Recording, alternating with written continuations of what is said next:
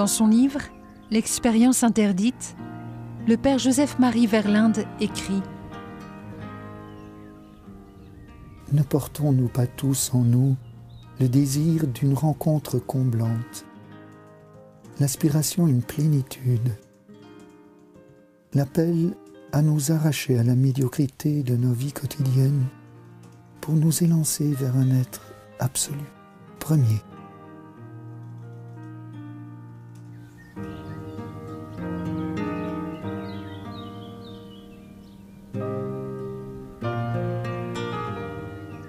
La quête de sens, la recherche de l'absolu, a conduit le père Joseph-Marie, Jacques Verlinde à l'époque, à faire le grand plongeon dans le grand tout.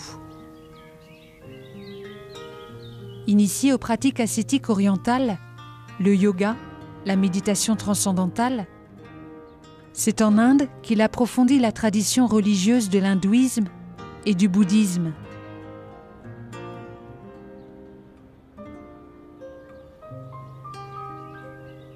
Emmené par la suite dans les pratiques ésotéro-occultes, il raconte aujourd'hui son expérience et la confronte avec la vérité de celui qui est venu le chercher aux extrémités du monde, le Christ.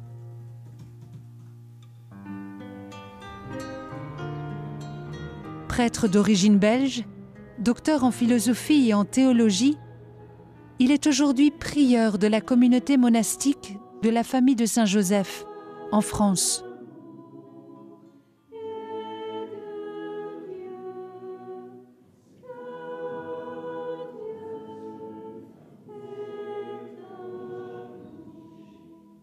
Dans les années 68, j'avais 20 ans, c'était la pleine exubérance de la grande révolution culturelle.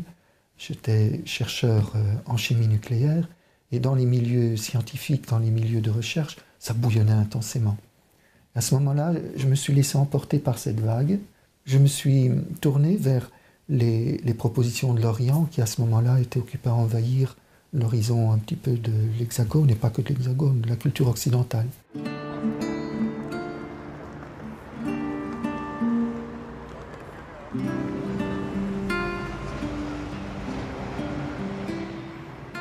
Que puis-je savoir? Pourquoi faire? Et en vue de quelle destinée?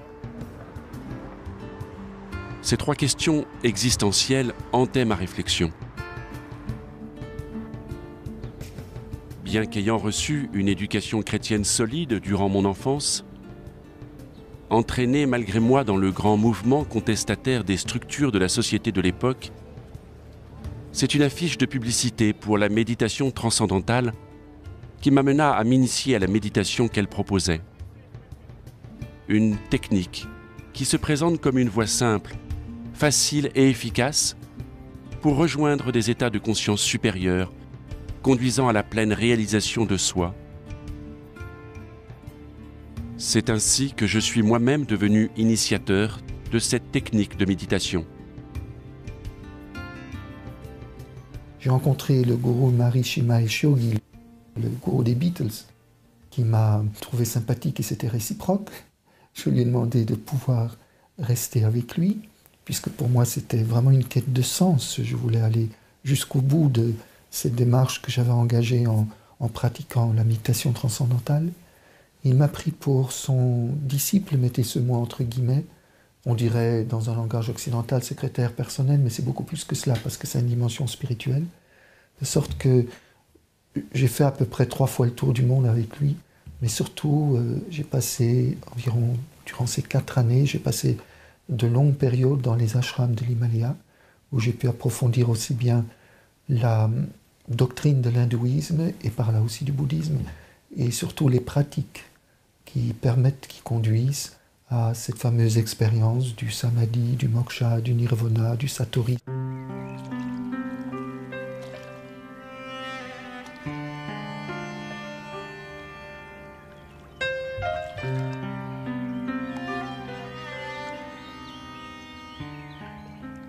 Mais ces pratiques sont des pratiques intensives du yoga. Quelle est la vision pour vous de ces mystiques naturels comme l'hindouisme, le bouddhisme? Alors disons en 2 mots, puisque pour la tradition orientale vers laquelle l'Occident s'est tourné dans ces années-là, pour cette tradition, il n'y a donc plus de Dieu transcendant personnel, puisque c'est celui qu'on a essayé d'éliminer. Alors, il s'agit d'un divin immanent, une énergie divine impersonnelle. Tout serait divin par nature, tout ce qui existe, tout ce qui s'affirme dans l'être serait de nature divine. Si tout est divin, c'est une énergie impersonnelle dans laquelle il faut que je m'immerge, que je noie mon je personnel pour arriver à cette expérience de fusion dans un grand tout. C'est effectivement une expérience fascinante. Et puisque j'ai pu la vivre plusieurs fois, cette expérience, en quoi est-elle fascinante? Cela se passe par un ensemble de techniques physiques, respiratoires, psychiques, de concentration, soit mentale, soit visuelle, et ont pour but d'éliminer toute activité du sujet. Entendons bien, où il n'y a plus de sujet, de quelque verbe que ce soit. Je bouge, il suffit de ne plus bouger en prenant une position, par exemple celle du lotus, on peut tenir une parfaite immobilité. Je bouge, oui, mais je respire encore. Eh bien, il suffit de maîtriser la respiration jusqu'à ce qu'elle soit plus qu'un voile, pratiquement plus rien par le pranayama. Mais enfin, ça ne m'empêche pas de réfléchir. Eh bien, il faut maîtriser la pensée jusqu'à parvenir à pratiquement l'éliminer par une sorte d'état de transe, par répétition de mantra ou par concentration visuelle, jusqu'à ce que ce jeu, finalement, disparaisse, effectivement. Alors, la fascination de l'expérience, c'est qu'il n'y a plus de souffrance possible, puisqu'il n'y a plus de jeu.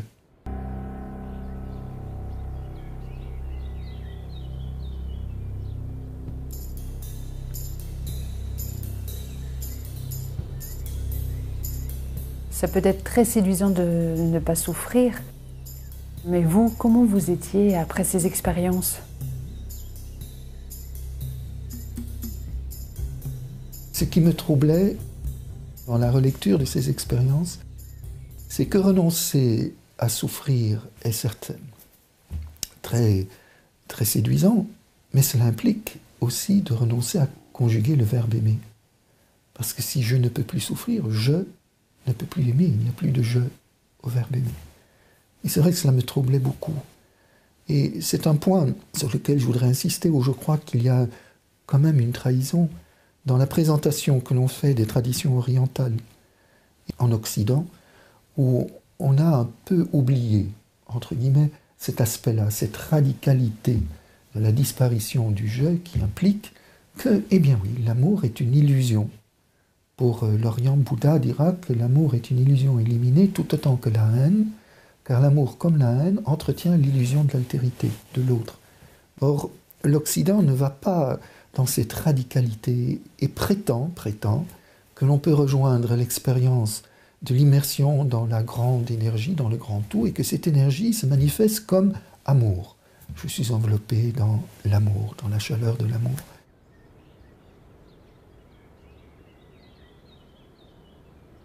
Mais alors l'amour n'est pas une personne. C'est une grande énergie dans laquelle l'homme prétend qu'il peut s'immerger. Là, il y a évidemment un problème. Parce que si j'expérimente que je suis aimé, alors je suis aimé par un autre, par une altérité. L'amour étant la perfection de la relation entre deux personnes qui choisissent librement de se donner et de s'accueillir réciproquement. Et là, nous retrouvons un autre langage, le langage judéo-chrétien, ou un père même d'un amour infini.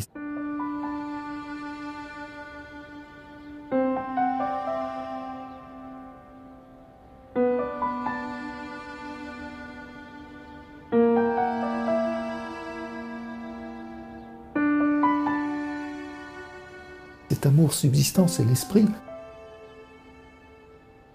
Et l'esprit est une personne sans quoi je ne peux pas parler d'amour. Il faut être deux pour aimer.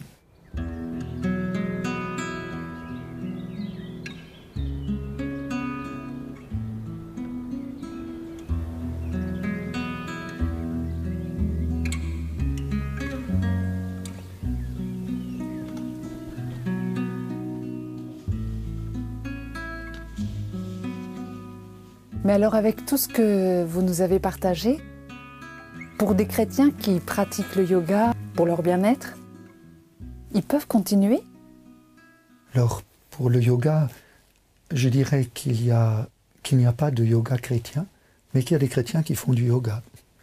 Seulement, il y a yoga. Le yoga tel que nous l'avons pratiqué était en quelque sorte une liturgie, faisait partie d'une grande liturgie. Tandis qu'ici, beaucoup d'Occidentaux font du yoga comme exercice de relaxation. Ceci dit, lorsque j'avais dit au gourou, c'était lors d'un voyage en Allemagne, je lui avais dit que les Européens faisaient du yoga pour se détendre. Il avait éclaté de rire, il avait pris un fameux fou rire. Puis lorsqu'il s'est arrêté de rire, il a réfléchi un instant, il a dit « Mais ça n'empêchera pas le yoga de faire son effet ». Ce qui est très significatif. Et l'effet du yoga est à l'encontre même de la dimension chrétienne, de l'attitude chrétienne qui est l'accueil de l'autre, se laisser découvrir par l'autre et se laisser personnaliser par la rencontre avec l'autre.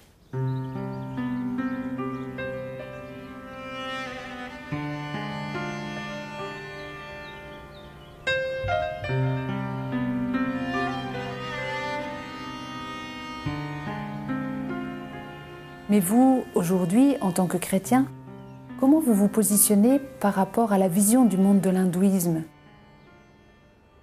Est-ce que l'homme peut se réaliser avec cette mystique hindouiste? Alors je ne diabolise pas l'hindouisme parce qu'il fait partie de ces grandes traditions religieuses qui sont l'expression de cette quête de l'homme vers Dieu. Et partout où l'homme cherche authentiquement la vérité, l'Esprit Saint est présent secrètement. Mais il y a une radicalisation dans l'hindouisme que je ne peux évidemment pas suivre. Et je m'expliquerai dans une comparaison entre la mort du Bouddha et la mort du Christ qui m'a beaucoup frappé. Le Bouddha est malade, il appelle ses disciples. Il leur donne ses dernières directives.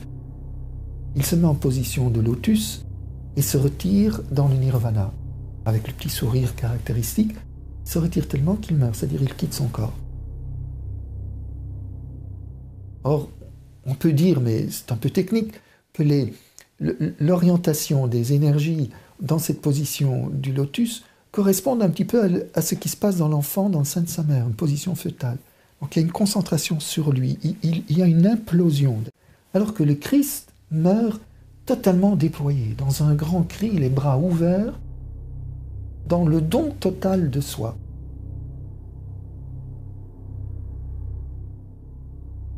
Je pourrais dire d'un côté un mouvement centripète de repli sur soi, et de l'autre côté de déploiement, mouvement centrifuge de l'amour qui se donne, et qui, dans les bras ouverts, invite tous les hommes à venir rejoindre par le cœur transpercé le chemin du Père.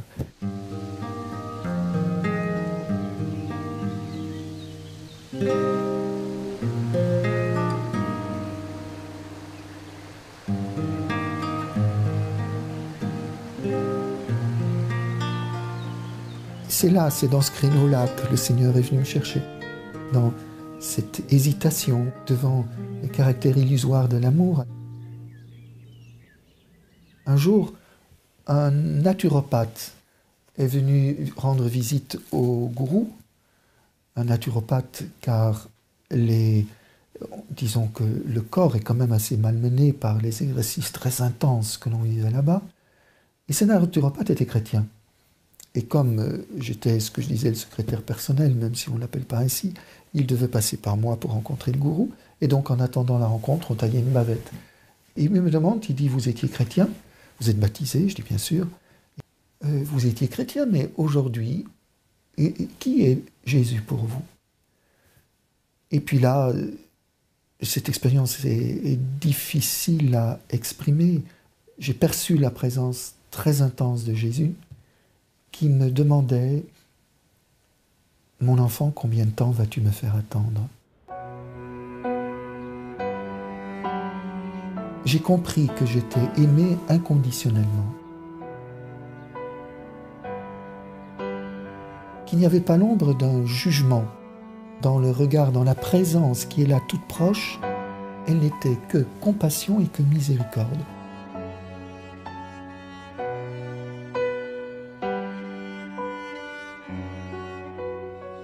Et d'un seul coup, je me suis trouvé debout, mais une force incroyable. Et debout, j'ai compris, tu sais ce qu'il te reste à faire.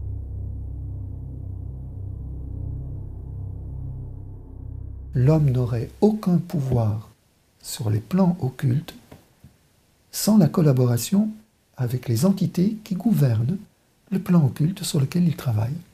Je dis des entités, c'est du latin, encentis, ça veut dire quelque chose qui existe.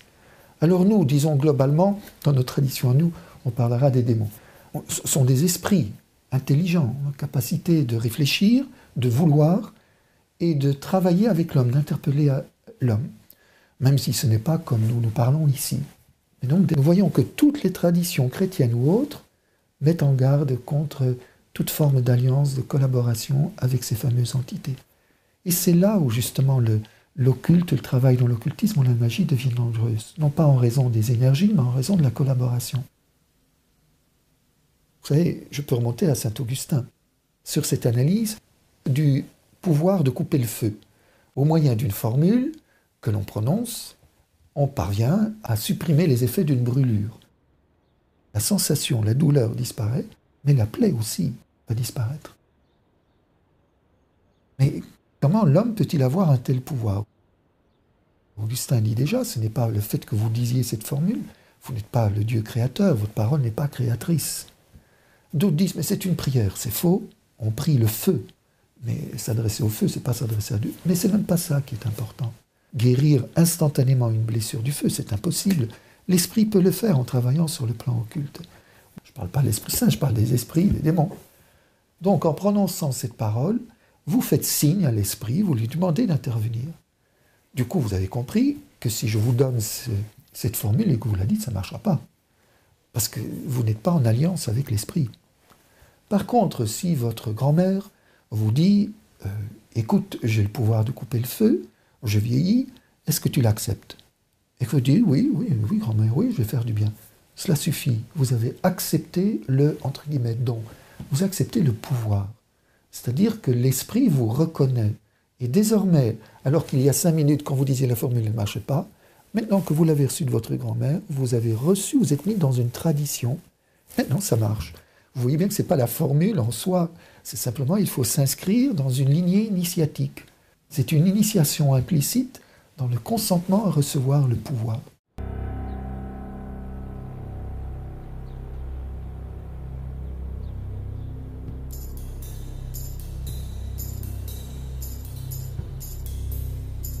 C'est ainsi qu'aujourd'hui se développe dans nos sociétés une multiplicité d'initiations implicites au pouvoir occulte, à travers les drogues, le spiritisme, la voyance, les horoscopes, la magie, la sorcellerie et bien d'autres.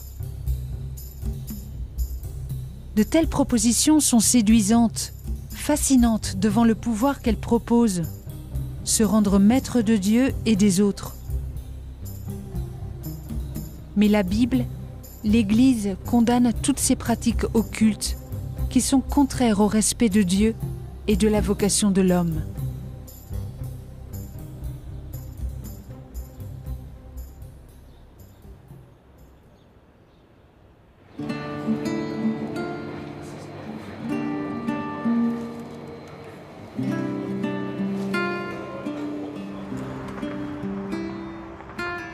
Ma conversion au Christ était sincère. Au nom de la charité évangélique, je pratiquais ces guérisons occultes. Même si je n'avais pas osé me confier aux représentants de l'Église, je participais néanmoins chaque jour à l'Eucharistie que je prolongeais par un temps d'adoration, sans oublier le chapelet.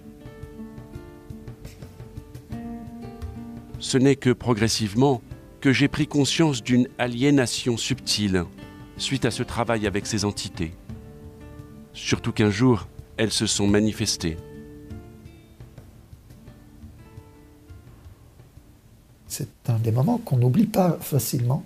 Nous travaillons souvent en groupe aussi dans des manipulations, pour l'appeler ainsi, magnétiques collectives, ou dans un profond silence. Là, j'ai entendu, effectivement, quelqu'un m'appeler, et je dis oui. Personne ne m'appelait. Ça s'est reproduit plusieurs fois. Je me suis dit, mais il y a un problème. Il n'y a personne à l'extérieur. Ce n'est pas la voix intérieure. Ça, on voit bien la différence. Et j'étais très inquiet. Alors j'en ai parlé aux personnages un peu clés, les dirigeants du groupe, qui ont souri et qui m'ont dit « mais non, on ne te l'a pas dit, mais c'est évident, tu ne peux pas exercer les pouvoirs tels que tu le fais sans l'aide des esprits. » Et ce sont des anges guérisseurs. Bon, à un ignorant, vous pouvez raconter beaucoup de choses, et on m'a référé au livre de Tobie, l'ange qui accompagnait Tobie, etc. J'étais plus ou moins rassuré, j'étais quand même un peu inquiet.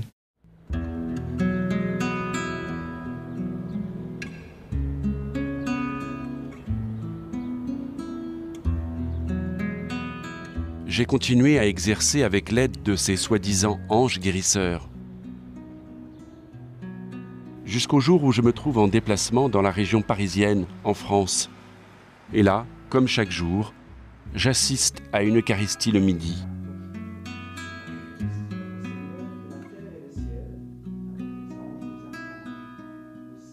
Et voilà qu'au moment de l'élévation, par lui, avec lui et en lui, j'entends ces fameux anges guérisseurs blasphémer honteusement le Christ présent dans le Saint-Sacrement. J'étais pétrifié. Dans l'instant, j'ai compris que j'avais été complètement trompé, abusé, complètement. À la fin de la cérémonie, je rejoins le prêtre à la sacristie et je lui raconte mon histoire pendant qu'il enlève ses ornements. Et il me répond « Ça ne m'étonne pas, je suis l'exorciste du diocèse. » Et ce détail est très important. J'allais tous les jours à la messe, il ne se passait rien. Les esprits se cachaient, les entités se cachaient. Ils savaient très bien qu'il fallait mieux se tenir à carreau, là. Mais l'autorité qui reposait sur ce prêtre les a obligés à se dévoiler, à se manifester, pour pouvoir faire le grand nettoyage. Vous imaginez que je n'étais pas fier. J'ai juste déposé tous ces pouvoirs au pied de la croix de Jésus. J'ai demandé d'être délivré, libéré. Donc il y a une série de prières intenses là.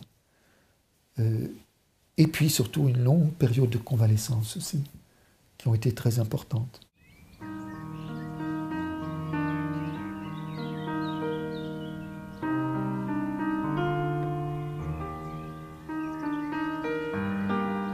Après 2 ans de pratiques occultes, c'est par l'autorité du nom de Jésus Sauveur et dans la puissance de son Esprit Saint, invoqué avec des frères dans la foi, que j'ai été libéré de ces entraves qui asphyxiaient mon cœur, mon âme et épuisaient mon corps.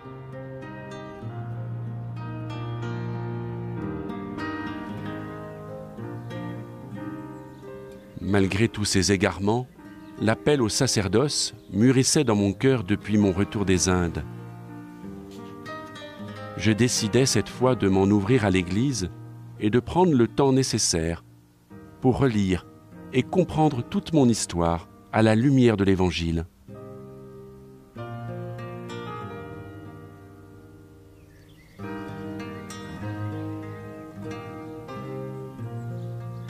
C'est ainsi qu'après 10 ans d'études philosophiques et théologiques, Jacques Verlinde est ordonné prêtre en 1983 et s'oriente vers une vie monastique dans la communauté de la famille de Saint-Joseph. C'est là qu'il s'engage définitivement en 1991 sous le nom de Père Joseph-Marie.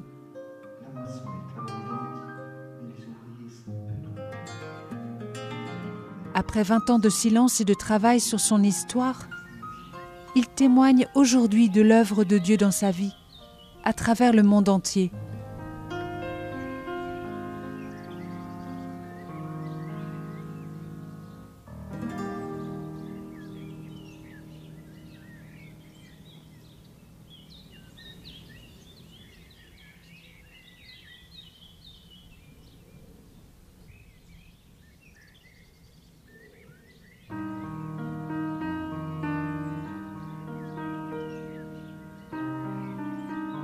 Pour ce mois, nous pouvons prier pour tous les chercheurs de Dieu, spécialement en Asie.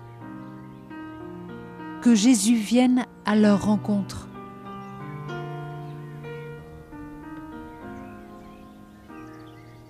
La parole de ce mois est dans le livre des Actes des Apôtres, au chapitre 4, verset 12.